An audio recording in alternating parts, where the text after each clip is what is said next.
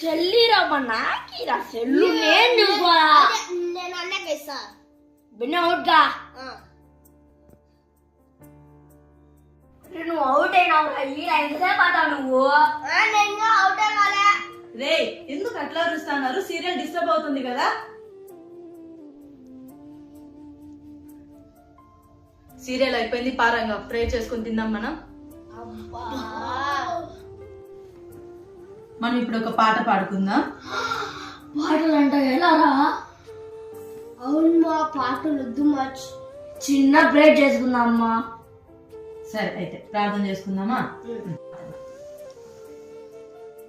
మమ్మల్ని ఇంతవరకు కాపాడినందుకు వందనాలయ్యా. మా కుటుంబంలో ఉన్న సమస్యలన్నీ తొలగించమని ప్రార్థిస్తున్నాను తండ్రి. ఆమేన్. ఆమేన్.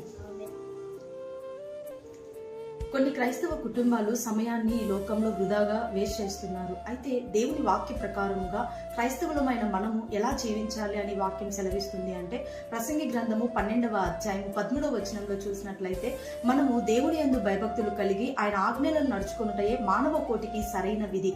కనుక ఈ నూతన సంవత్సరంలో దేవునికి ఇష్టమైన బిడ్డల వలె మనం బ్రతకాలని ఆశిస్తున్నాం. క్రైస్తవం.